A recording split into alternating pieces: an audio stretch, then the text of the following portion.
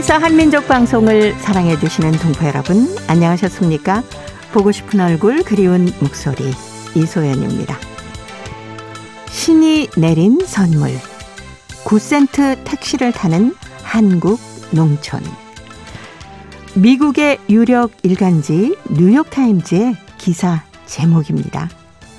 뉴욕타임즈는 한국의 충청남도 서천군의 100원 택시를 소개하면서요, 100원 택시가 한국 농촌 대중교통에 혁명을 일으켰다, 이렇게 극찬을 했습니다. 100원 택시가 뭔지 궁금하시죠? 이 충남 서천군에서는 승객들이 100원만 내면은 누구나 택시를 이용할 수 있습니다. 이 택시가 바로 희망택시인데요. 교통편이 불편해서 외출이 좀 힘들었던 어르신들이 이 희망택시로 이동할 수 있게 되면서 어르신들은 이 택시를 타고 병원에도 가고요, 또 시장에도 가고 목욕하러도 가고 외식도 즐긴다고 하네요.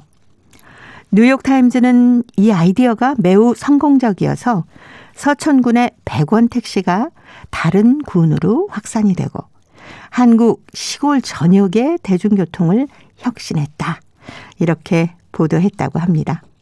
한국의 농촌을 살린 희망택시, 전 세계로 번져나가서 더 많은 사람들에게 희망을 안겨줬으면 좋겠네요. 자, 오늘 첫 곡은 김정연이 노래합니다. 고향버스.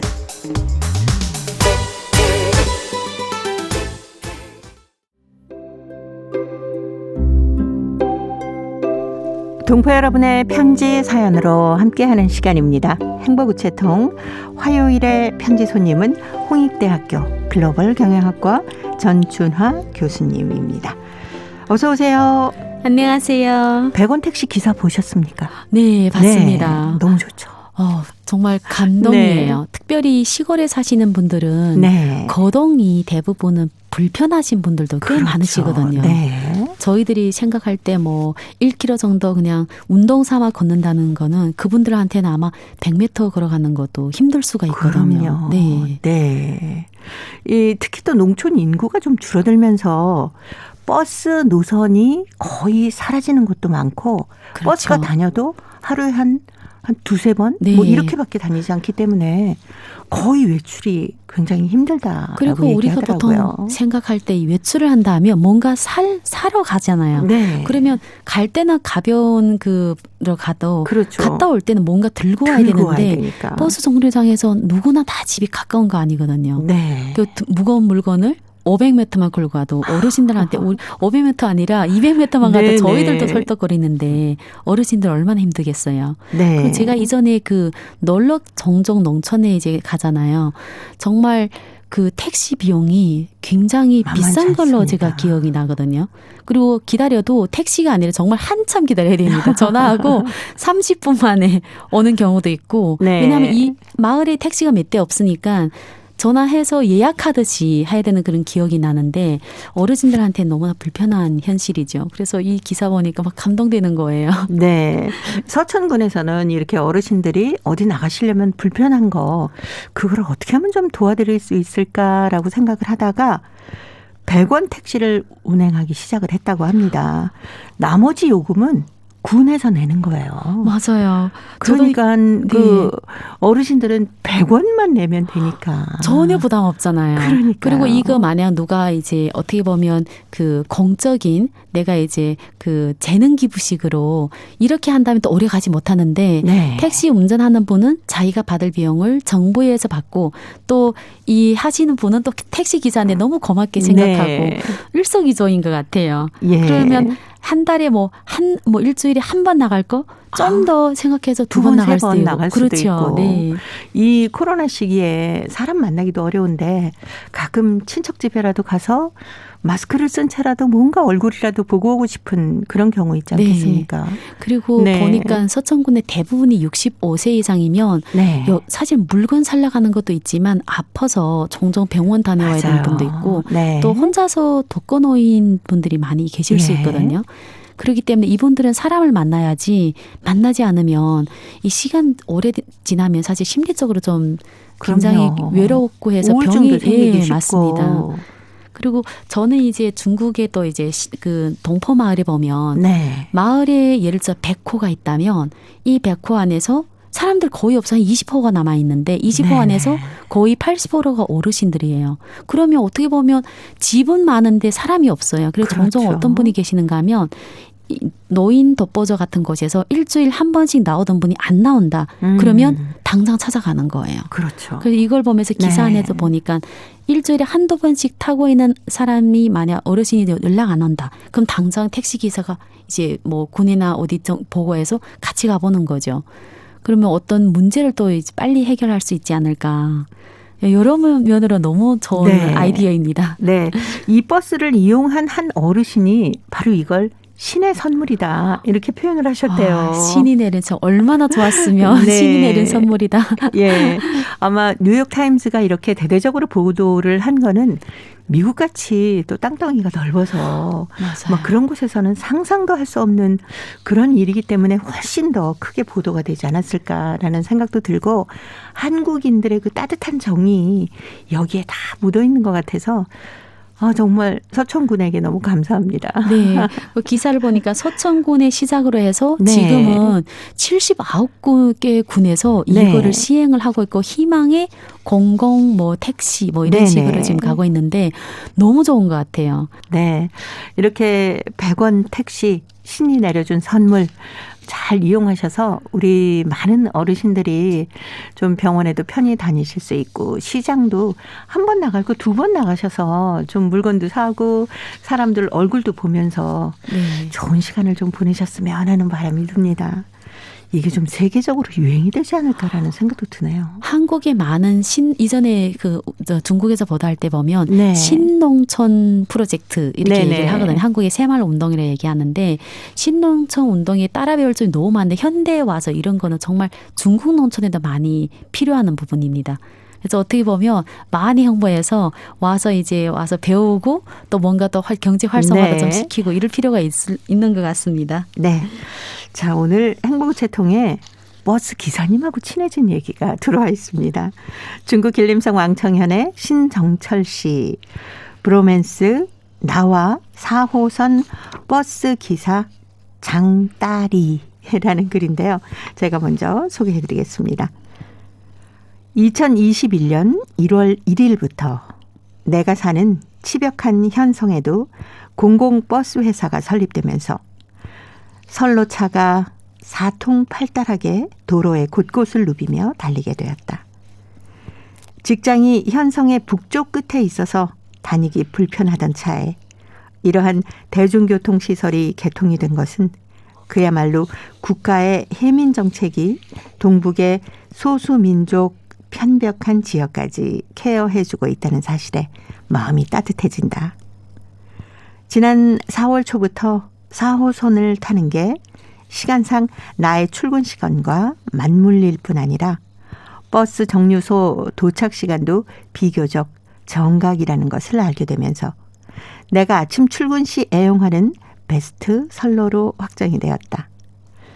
나와 장다리의 인연은 이때로부터 시작되었다.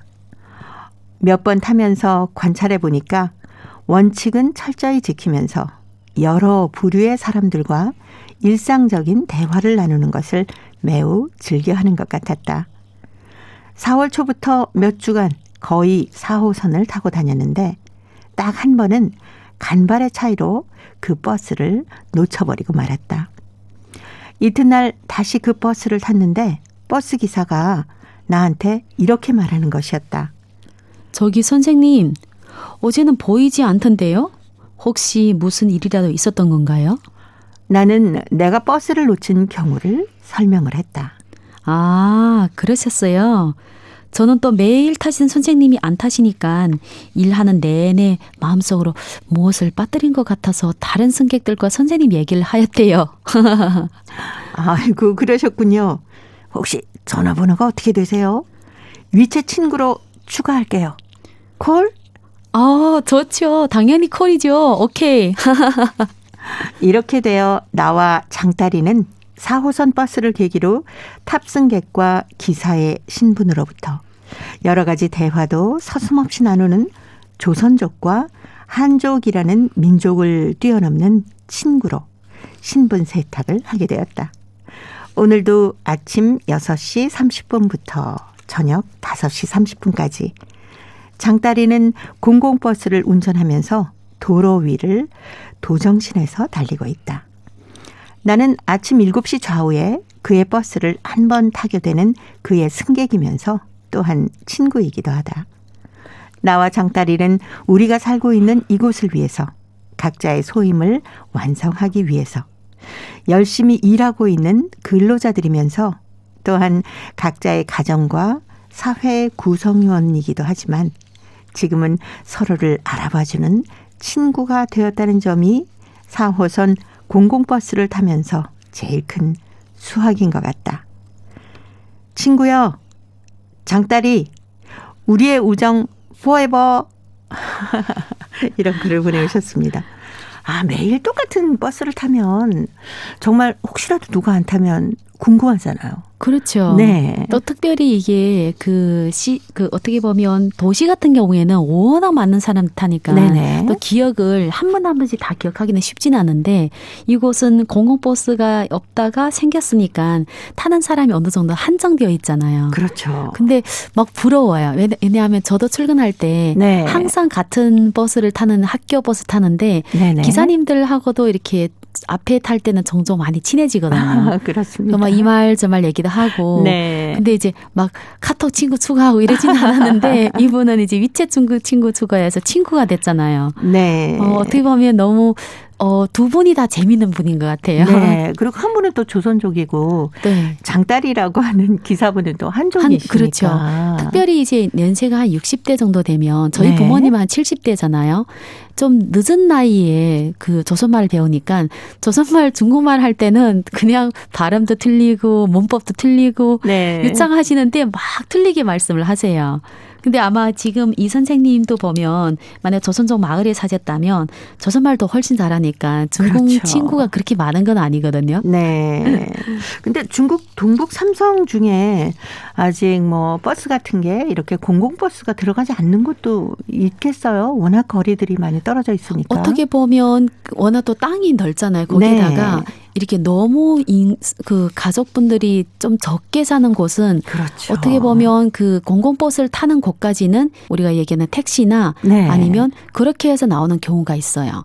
그래서 버스가 많이 있진 않아요. 제 기억에 제가 이제 외할머니 댁에 갈 때 네. 버스를 어디까지 타고 간 다음에 그다음에 완전 어렸을 때는 네네. 그런 그 트락도르인가요?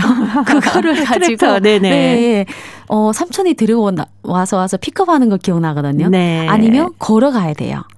네. 근데 그렇군요. 걷는 시간이 제 기억에 한 30분 이상 걸었던 것 같아요. 네. 네. 맞아요. 근데- 저도 어렸을 때 어디 좀 시골에 멀리 가면은 버스가 뜨문 있어서 네. 하나를 놓치면 한참 기다렸던 그런 생각이 나네요. 그래도 한국은 웬만한 곳엔 다 버스가 돌잖아요. 네네. 근데 중국은 어떤 지역은 그 버스를 타기까지는 사실 뭐 아직까지도 좀 낙후한 그런 지역은 선수를 가야 되나 아니면 여기에서 유일하게 차 있는 집에 부탁해서 뭐 차로도 가거나 그런 경우가 종종 있죠. 그래서 공공버스가 들어왔다는 건 네. 아마 너무 기쁜 소식입니다. 네. 자, 4호선 버스 기사님, 장딸이 기사님이라고 하셨는데, 방송을 들으실 수 있으면 너무 재밌겠어요. 아마 제 생각에는 네. 이분이 이거를 녹음을 듣고 해서? 예, 그다음 네. 그 짱다리라는 이 친구한테 네네. 전달을 하겠죠. 또 이것 때문에 굉장히 많은 이야기가 또 오가겠죠. 그렇겠네요.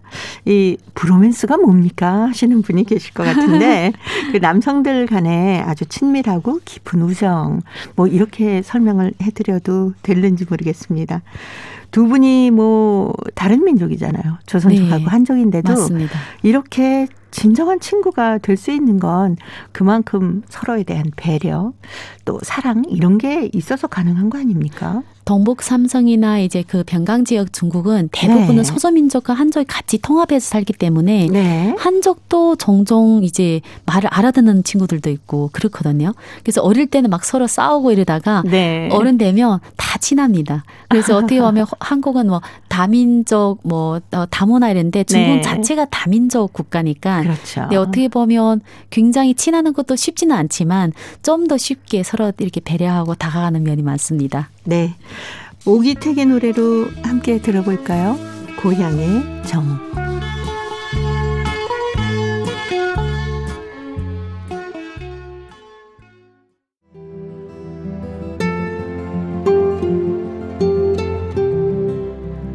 동포 여러분의 따뜻한 사연으로 아름다운 추억을 만들어 드립니다.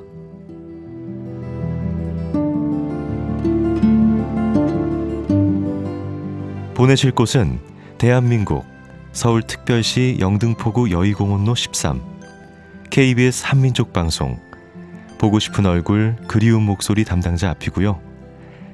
인터넷 주소도 알려드립니다. KBS 홈페이지 www.kbs.co.kr에 접속하신 다음 라디오, 한민족방송, 보고 싶은 얼굴 그리운 목소리를 순서대로 클릭하신 다음 청취자 참여 코너에 글을 남기시면 됩니다.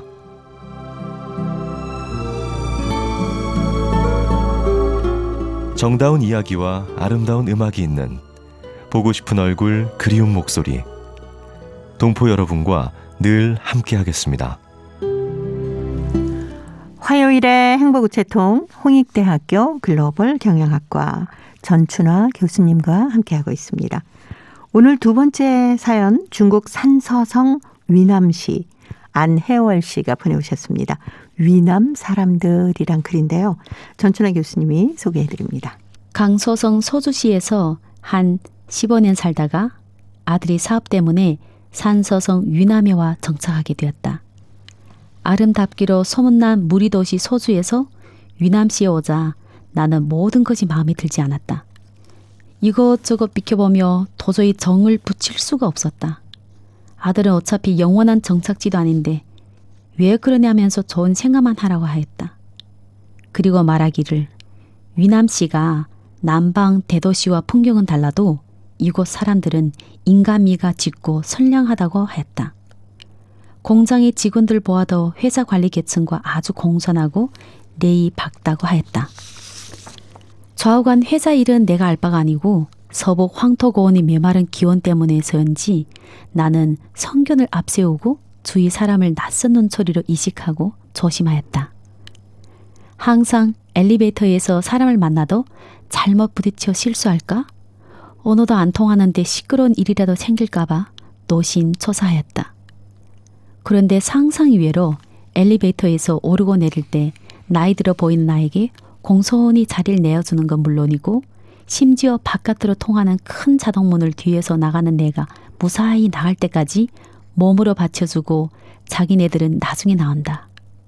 그런데 한두 사람이 소행이 아니라 거의 모든 젊은 층들은 다 웃어른을 존경하고 안면 없는 사람에게도 매우 친절하게 배려하려 한다. 한 번은 당지에서 꽤 비싼 목욕탕을 갔다. 솔직히 여름철이어서 매일 샤워를 하는지라 나는 때밀이에 별 의의를 느끼지 못하여 저절로 목욕을 하였다. 사실 다 괜찮은데 잔등 씻기는 좀 불편하였다. 그런대로 혼자 애쓰는데 20대 후반 정도 되는 젊은 여성이 나한테 다가와 자기가 잔등을 씻어주려 하였다. 나는 낯선 곳에서 너무나 뜻밖이어서 연신 사양하는데도 그녀는 단념하지 않고 상냥하게 웃으며 나의 잔등을 씻어주었다. 그러면서 말하기를 자기는 매 주말마다 시어머니를 모시고 이 욕탕으로 오는데 오늘은 시어머니가 친척집에 가고 계시지 않아 혼자 왔노라 하면서 어려 말라고 하였다. 산설고 물선 낯선 고장에서 만난 여인이 참으로 딸처럼 친인처럼 따뜻하게 안겨왔다. 따뜻함이 안겨주는 감동 여운은 깊었다. 세상에 사랑이 있어 살만 나고 사랑이 있어 삶이 외롭지 않다. 내가 머물고 있는 산서성 유남시에 살고 있는 사람들은 비록 우리와는 삶의 방식과 습관이 달라도 용맹하고 지혜로운 진시황이 후예라서 꼭 훌륭한 가원을 꾸려갈 것이다. 네. 중국 산서성 위남시 안혜월 씨가 보내오셨던 위남 사람들이었습니다. 강소성 소주시에서 생활하시다가 이제 아들 때문에 산서성 위남시로 이사를 가셨는데 뭐 소주는 제가 소주 항주 쪽을 가봐서 그렇죠. 압니다마는 위남시는 어느 쪽인가요? 보통 우리 위남은 잘 모르는데 산서성이면 그 진시황릉 아는 시안을 네네네. 아시죠? 네네. 네, 시안에 있는 그 지역입니다. 그러다 네. 보니까 중국에서는 서북쪽에 속하니까 메마르고 상대적으로 좀 이제 네네. 물의 고장에 살다가 그렇겠네요. 우리가 이제 하늘에 천당이 있으면 땅에는 소주 항주가 있다 네네. 이런 말이 있는데 이 지역은 그 지역에서 살다 오는 사람한테는 너무 메마르고 건조해서 불편하죠. 그렇긴 하겠네요. 네. 날씨나 이런 것들이. 그렇죠. 네. 네, 풍경이나 이런 것들이 조금은 그 건조하게 느껴지기 때문에. 그리고 경제적으로도 네. 훨씬 소주가 훨씬 더 이렇게 잘 살기 때문에 네. 뭔가 이렇게 생활의 편리함은 훨씬 더 많은 거죠. 그 여자분들은 일단 편리한 곳에 그렇죠. 또 아름답고 또 공기 좋고 물 좋고 한 곳 살다가 조금 불편한 곳으로 가게 되면 불만이 너무 많으세요. 저도 그래요. 사실 뭐 자기가 오랫동안 살던 곳은 그만큼 익숙해져 있기 때문에 편안함을 느끼지 않습니까? 맞습니다. 그러다 잠시라도 어디 떠나서 있게 되면은 일단은 좀 불편하잖아요. 익숙해질 때까지. 그렇죠. 네. 거기에다가 만약 이제 좀 더 괜찮은 곳으로 가면 괜찮은데 어떻게 보면 원래 있는 곳보다 뭐 공기도 별로고 그렇죠. 그렇죠. 그다음에 이제 네. 기후도 어떻게 보면 꼭 많이 메마르고 건조하면 당연히 그렇게 생각할 수밖에 없죠. 네. 근데 언어가 안 통한다라고 얘기를 하셨는데 중국도 각 그 성마다 지역에 따라서 약간의 사투리들이 꽤 있을 것 같아요.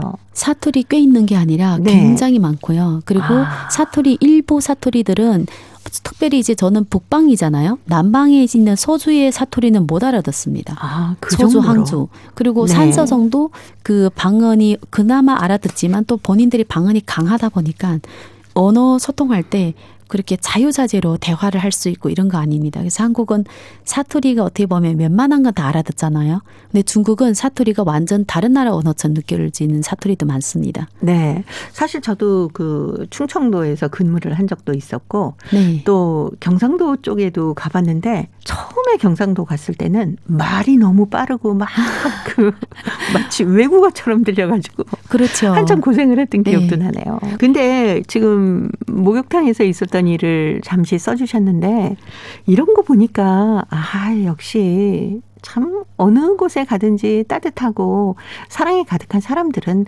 많이 있구나라는 것을 느낄 수가 있네요. 특별히 사실 이제 연세 있으신 분들이 와서 등 밀어주고 하는 거는 네네. 그나마 그 나이대에 그런 사람이 정이 그렇죠. 있다는데 동병상련. 사실 20대 분들은 네. 밀어달라 이러면 왜 저한테 이런 걸 시켜 이렇게 할 수도 있거든요. 그런데 20대가 와서 밀어주면서 네. 저는 시어머니 맨날 모시고 온다. 지역 자체가 저도 막 가보고 싶습니다. 그러니까요. 그리고 그렇게 옆에 있는 분이 약간 등 미는데 불편해 보여도 내가 이렇게 모른 척 밀어줬다고 네. 하면은 좋아하실까 뭐 막 그렇죠. 이런 생각 때문에 아무튼 밀어드릴게요 하기가 쉽지는 않잖아요. 맞아요. 저는 어릴 때 기억에 옆에 목욕탕 엄마랑 같이 가면 옆에 분이 네. 막 뭐 하고 있으면 우리 엄마 가서 그냥 말 없이 제가 밀어드릴게요 하면 자연스럽게 예. 하는데 요즘은 눈치 보이잖아요. 그래서 밀어줄까 말까 이러다가 그냥 말 때가 너무 많은데 정말 이게 여기를 보니까 이 지역 분들이 워낙 인심이 네, 좋아요. 좋은가 봐요. 네. 그리고 그 일하는 곳에서도 서로 상냥하고 위덜은 존경한다. 그러니까 어머니 뭐 영원히 계실 것 아니니까 그 좋은 점 보면서 적응하고 살아가요라고 아드님이 얘기를 하셨는데 네. 오히려 어머님이 목욕탕에서 사랑을 더 많이 받으셨네요. 그러니까 이제 감동 받는 거죠. 그 다음부터는 네. 메마른 공기도 좋아 보이고. 그렇죠. 네. 위남 사람들의 얘기를 저희가 처음 지금 들었잖아요. 혜월 씨한테. 위남에서 어떻게 생활하시는지 그곳이 또 어떤 좋은 점이 많은지 이런 것들도 좀 저희 보고 싶은 얼굴 그리운 목소리 앞으로 많이 보내주셨으면 좋겠습니다. 다 다양한 지역에 있는 동포들이 삶이 네. 꼭 동북 삼성이 아니라 그렇죠. 이런 지역에 있는 동북의 어떻게 보면 동포 이야기는 아니지만 그래도 네네. 동포가 살고 있는 곳의 이야기를 종종 그렇죠. 들려주니까 너무 좋습니다. 네, 처음 저희가 산서성 유남시에서 편지를 받았는데 앞으로 중국 전역에 살고 계시는 우리 많은 동포 여러분들께서도 저희 보고 싶은 얼굴 그리운 목소리 앞으로 여러분들이 살아가시는 얘기를 좀 많이 보내주셨으면 좋겠네요. 토이가 불러주는 좋은 사람 들으면서 홍익대학교 글로벌 경영학과 전춘화 교수님과는 다음 주에 또 뵐게요. 고맙습니다. 감사합니다.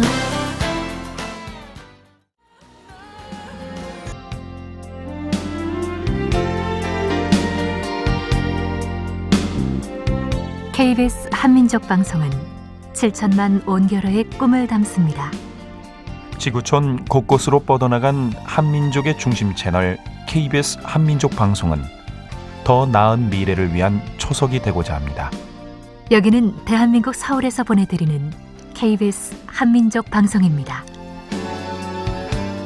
KBS 한민족 방송 보고 싶은 얼굴 그리운 목소리 함께하고 계십니다. 자, 이제 동포 통신원들과 전화를 연결해서 여러분 계신 곳에 새로운 소식을 전해드립니다. 통신원 리포트인데요.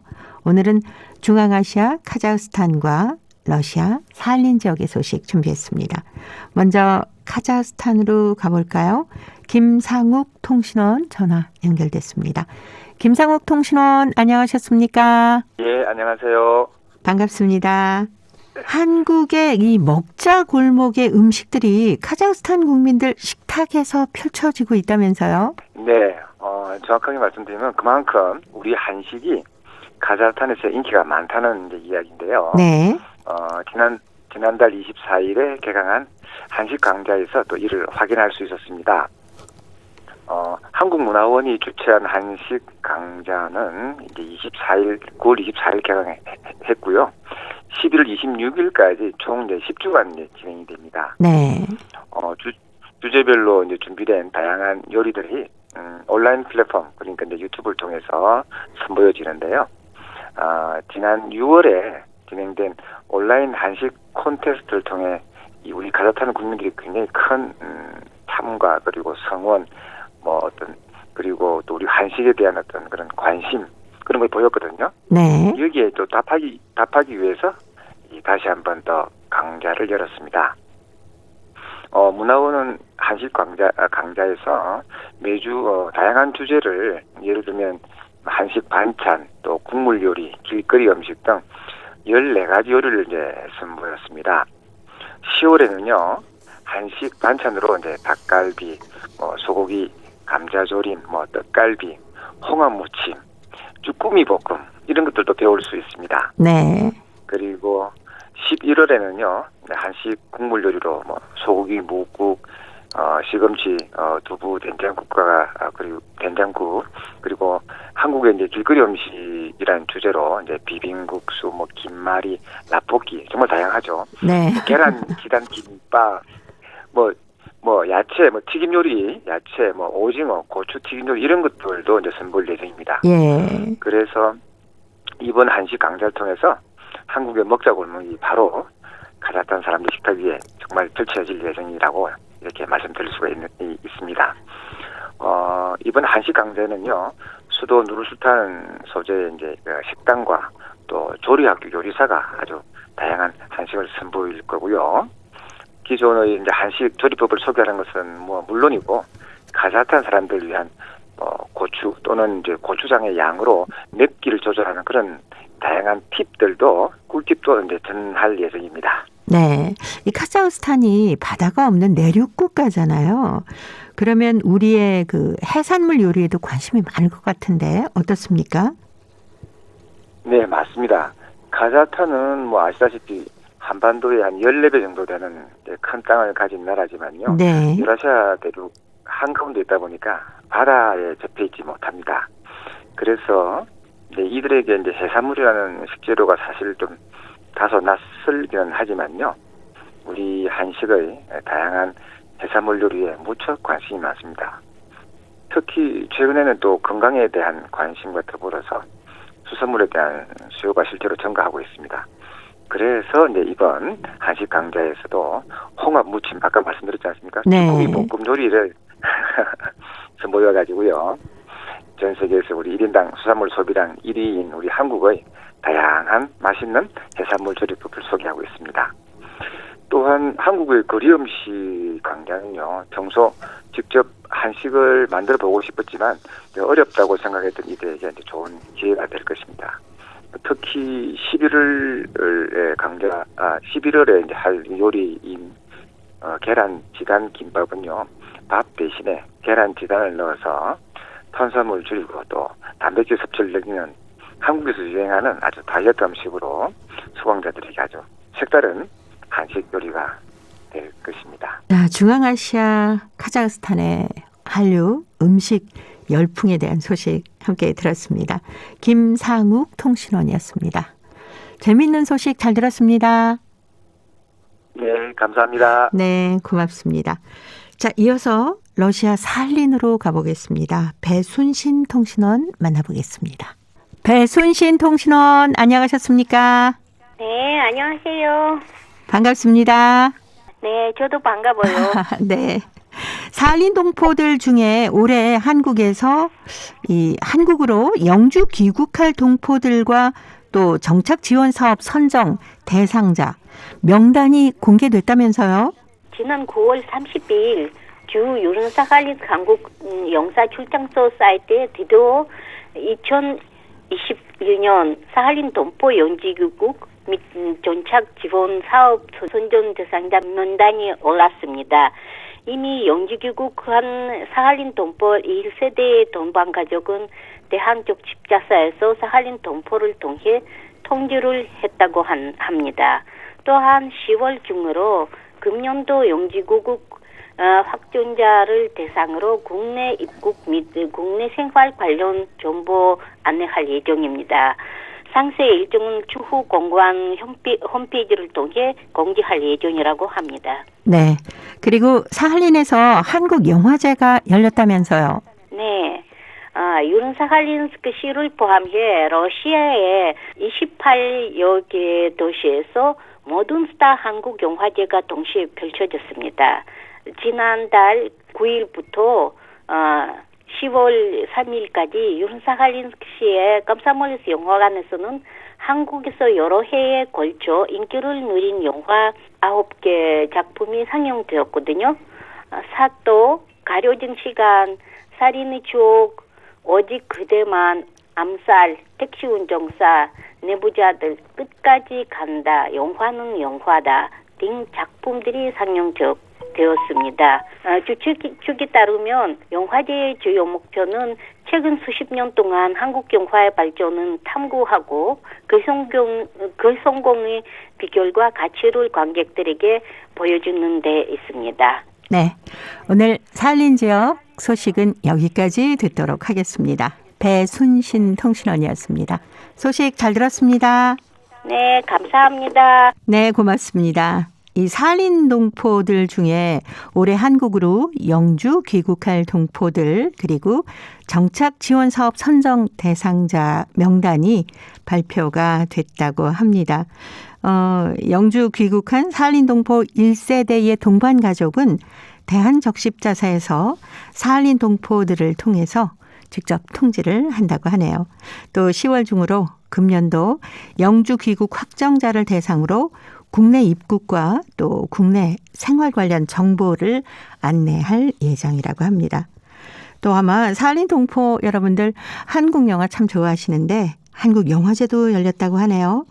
유즈노 살린스크시를 비롯해서 러시아의 28개 도시에서 모든 스타라는 한국 영화제가 동시에 펼쳐졌다고 합니다. 최근 수십 년 동안 한국 영화의 발전을 탐구하고 그 성공의 비결 그리고 가치를 관객들과 함께 나눈 자리였다고 하는데요. 한국 영화에 목마르셨던 살린 동포들에게 좋은 자리가 됐으면 합니다. 자, 이제 퀴즈를 통해서 대한민국의 역사와 문화까지 배울 수 있는 퀴즈 한마당 보내드립니다. 동포 여러분과 퀴즈로 하나 되는 시간 퀴즈 한마당. 천자문은 다 외웠느냐? 천자문 뗀 지가 언젠데 훈장님은 천자문을 외우라 그러세요. 어이구, 아주 자신만만하고요. 어디 그럼 한번 외워보거라. 알겠습니다. 하늘천 따지 거물현 누를황 옳지. 지부 집주. 천자문 말고 다른 거 물어보세요. 오, 그만큼 자신 있다 이거죠? 그럼요. 뭐든 다 물어보세요. 사자성어도 괜찮느냐? 뭐든 다 괜찮다니까요. 각양각색. 여러 가지 모양의 빛이요.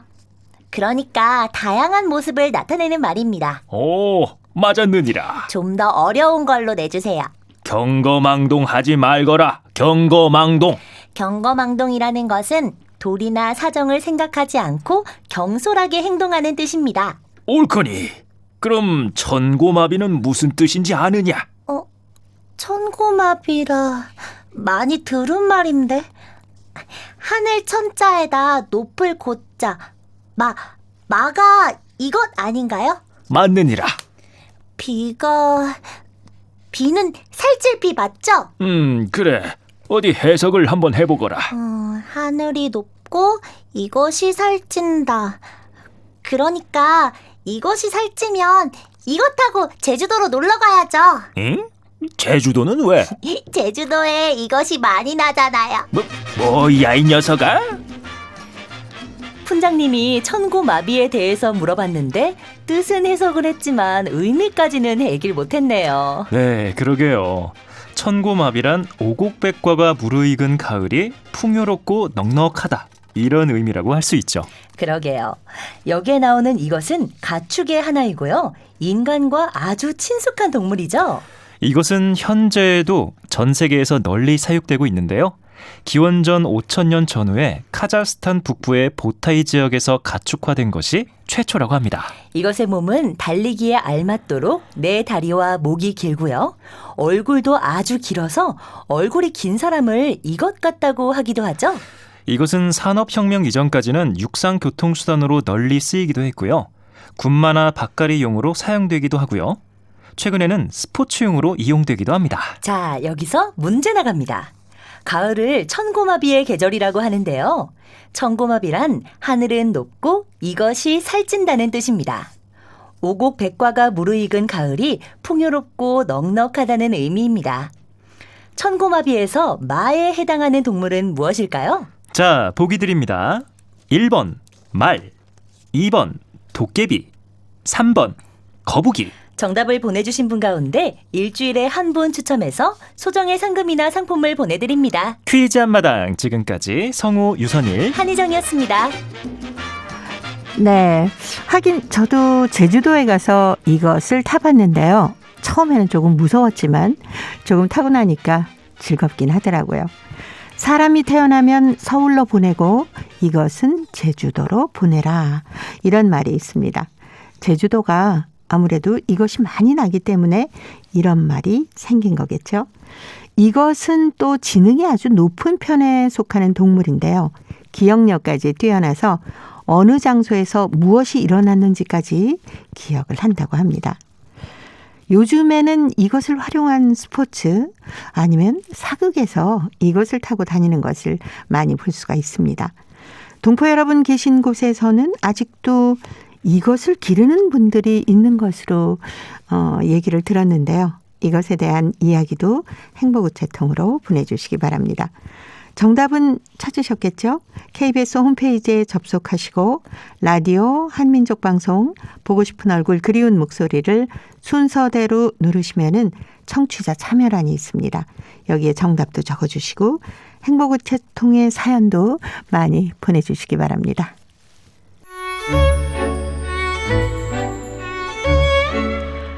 고려인들의 역사를 재조명하고 그들의 삶의 애환을 살펴보는 시간, 고려인 이야기.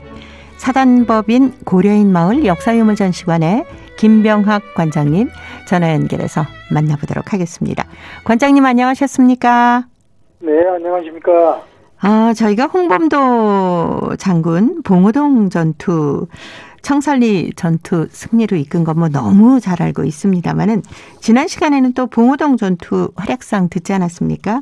이번에는 청산리 전투에 대해서도 좀 설명을 해 주십시오. 청산리 전투는 봉오동 전투가 1920년 6월에 봉오동에서 일어났죠. 그리고 청산리 전투도 같은 해 10월인데 10월 21일부터 26일 동안 그때 6일 동안 일본군과 10여 회의 전투를 치렀는데 그때 우리 독립군이 일본군 정규군을 대파하고 승리를 거둔 정말 우리 항일 무장 전투 사상 가장 빛나는 이 전투입니다. 그 부대의 그 숫자가 굉장히 적었는데도 불구하고 일본 정규군을 상대로 승리를 거뒀다고 하니까 뭐 그 사기 진작은 뭐 말할 수도 없었겠네요.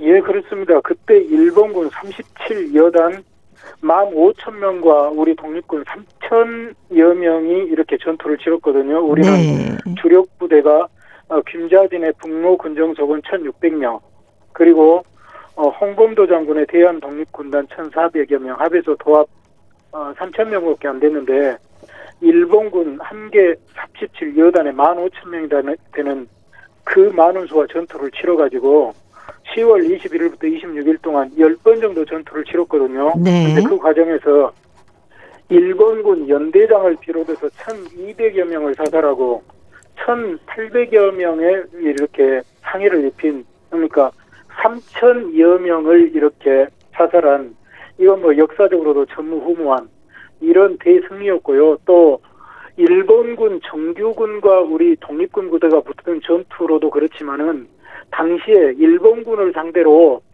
정규군이 아닌 이런 독립군 부대가 이런 전투를 치러가지고 승리를 거둔 사례가 뭐 중국이나 어디에도 없습니다. 우리만이 거둔 그 유일한 정말 대단한 이런 그 승리였죠. 그리고 일본군은 당시에 최신 화력과 무기로 이렇게 무장을 했음에도 불구하고 우리 독립군이라 해봤자 당시에 그 소총도 다 돌아가지 않고 소총 1,300여 등의 관총, 기관총 면문, 그러니까 무기 체계도 굉장히 열악했음에도 불구하고 거기서 이렇게 대승리를 거둘 수 있었던 것은 우리가 정말 우리 독립군들이 그만큼 치열하게 항우일운동을 했고 또 그곳의 지리를 잘 알고 유인전술을 잘 써서 지략과 이런 그 애국심이 겸비된 그런 이 승리라고 봐야 되겠죠. 네.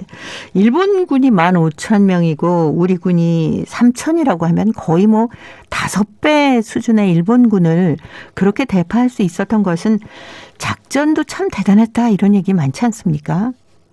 그렇죠. 이제 모든 전투가 애국심만으로는 될 수 없고요. 네. 그만큼 여기에는 유격전술, 그러니까 그곳의 지리, 또 지리도 알아야 되고 전투 체계, 또 조직, 대오 모든 것을 이렇게 다 섭렵을 하고 있어야 되는데 우리 독립군들은 만주, 연해주 지역에서 오랫동안 독립운동을 하면서 그 지역에 이주했던 우리 그 동포들 마을, 그것과도 긴밀히 소통을 했고 또 그곳의 지리, 또 이런 계절적인 변화, 이런 모든 것을 잘 알고 일본군의 허점을 이렇게 잘 찌를 수 있었기 때문에, 그리고 또 무엇보다도 중요한 게 우리 독립군 부대가 한 개의 이런 부대에 아예 통일되어 있던 것이 아니라 당시에 사정에 따라서 홍범도 장군 부대, 김자진 장군 부대 여러 부대로 나뉘어져 있었기 때문에 자칫하면은 그 부대들 간에 뭐라고 할까요? 하나의 그 전투를 치르는 과정에서 의사소통이나 또는 여러 가지 그 다른 문제로 이렇게 일사불란하게 이런 그 전쟁이 치러지기 어렵거든요. 그리고 다른 그 세계적으로도 이런 파르티잔 활동 같은 거 보면 이런 부분에서도 실패해서 대피한 경우도 많았는데 우리는 거기에 그 애국심, 단합 이런 모든 것이 잘 이루어져서 그야말로 우리 항일 무장투쟁 사상 가장 빛나는 승리를 그때 거둘 수 있었던 거라고 봐야죠. 네. 이 홍범도 장군하고 김좌진 장군의 자료가 좀 많이 남아 있습니까? 그게 많이 아쉽습니다. 이건 물론 저보다도 항일 무장투쟁사를 연구하는 이 학자들이 이제 많이 뭐 그분들의 그 영역인데 일본 측의 자료는 많이 남아 있다고 합니다. 네. 일본은 뭐 자기들 그거를 기록을 했기 때문에 남아 있는데 당시에 우리 독립군들은 이렇게 동가숙서가실 하면서 정처 없이 이렇게 요격 전술, 게릴라 전술로 이렇게 떠돌아다니면서 그렇게 했기 때문에 전투 과정을 소상히 기록할 수도 없었고요. 네. 또 그 관련 자료를 남길 수도 없는 형편이었죠. 그렇게 해서 아쉽게도 이렇게 자료가 많지 않습니다. 그리고 김자진 장군은 이제 만주 지역에서 계속 중국 지역에서 활동을 했기 때문에 제가 이 부분에 대해서 많이 알 수 있는 게 없고요. 홍범도 장군은 나중에 소련 지역에서 이제 사셔서 그분이 남긴 자료나 이게 있을까 하고 봤는데 아직도 아쉽게도 네. 특히 1차 자료는 거의 없고 2차 자료들도 그렇게 많지 않은 굉장히 자료가 좀 이렇게 많지 않다고 봐야죠. 그래 그 부분이 많이 아쉽습니다. 네. 관장님께서 직접 보신 자료는 어떤 게 있으셨습니까? 제가 저도 이렇게 확인한 것은 직접적으로 많이 없고요. 네. 대부분이 나중에 홍범도 장군 이하에서 직접 전투를 치렀던 그 부하들, 네네. 부하들이 나중에 전쟁이 끝나고 시대가 조금 좋아졌을 때 나름대로 홍범도 장군과 그 전투를 치렀던 것들을 이렇게 회고한 기록들이 유필 기록들이 나오게 되거든요. 네. 그것은 이제 리인섭이란 우리 독립운동가가 큰 공헌을 했는데 그분이 스탈린이 죽고 나중에 사회가 조금 더 좋아지니까 우리 독립운동가들의 그 애국적인 행적이 잊혀지는 것을 너무 애석하게 여겨서 그분이 스스로 이렇게 편지도 보내고 서신을 띄우고 직접 만나고 이렇게 하면서 많은 자료들을 이렇게 모아서 그래서 그분들의 자료가 좀 전해졌고 그걸 계기로 우리 그 모국어 신문 레닌기츠사에서도 그분들의 회상기나 이런 기록들을 조금씩 연재를 하게 되고 이런 과정에서 홍범도 장군의 그 알려지지 않았던 그 전투 과정이나 생애사가 네. 조금씩 좀 더 입체적으로 이렇게 밝혀지고 있었습니다. 네. 자, 고려인 이야기 오늘도 사단법인 고려인 마을 역사유물 전시관의 김병학 관장님과 말씀 나눠봤습니다.